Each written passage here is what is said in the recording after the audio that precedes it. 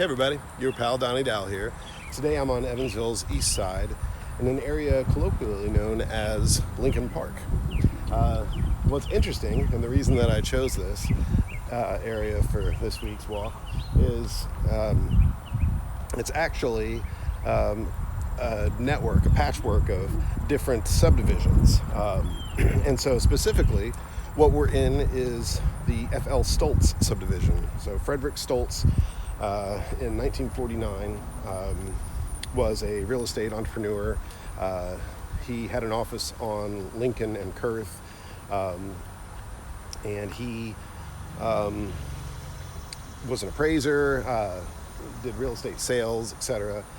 So he subdivided this street here, Fairlawn, and the adjoining Sycamore, and laid this out.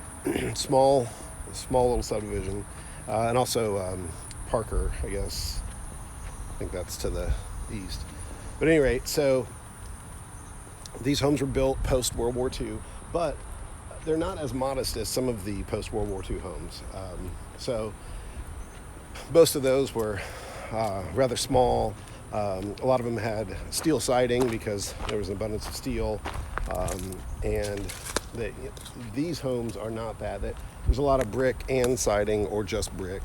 They're a little bit larger than a lot of the more common post-World War II homes. Some different styles, but a lot of national-type ranches. That was in vogue at the time. But right around the corner is something completely different. So here you have 1949, real estate guy, lays it out, sells it, etc. Around the corner was an area that, from everything I can tell, the owner, subdivider, etc. of it, I don't believe he was in real estate at all. And you're going to see a bit of a difference too, just in the time frame. So Arthur Clark, shortly before he died, just literally months before he died, donated a portion of the land to the school system, and that's where Harper School is. He laid out this one stretch of Albert Boulevard, and a few houses there on Sycamore that adjoined it. And he didn't develop it, or he wasn't the builder. He passed, and it's not clear that he was a builder at all.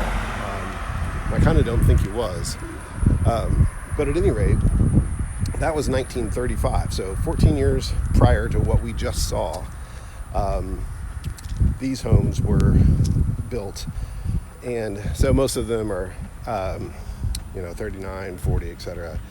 And so it's pre-United States involvement in World War II, and post stock market crash, which I find really fascinating, because a lot of times in that time period, post stock market crash, a lot of the homes were also modest and didn't have a lot of flash, or smaller, etc. So here on this, Albert here, you see beautiful Storybook right here on the corner, and several more Storybooks line the street. So here we have a boulevard, and you think about some of the differences between 1935 and 1949. People were sitting out on their porches more. A boulevard is nice because it provides an area for people to recreate in. If nothing else, just sit out in chairs and gab with the neighbors and whatnot. So just a different set of needs for the homeowners in the area. Look, just two right in a row. Just gorgeous. I love the entry, how it's turned on this one. I think that's really cool.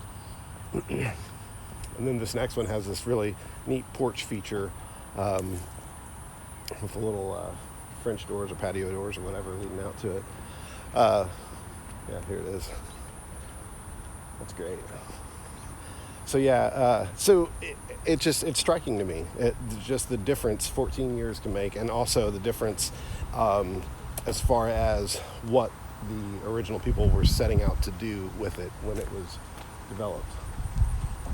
I don't know if you can see it in the video, but up above that window is a really cool brick feature, just kind of demonstrating the artistry,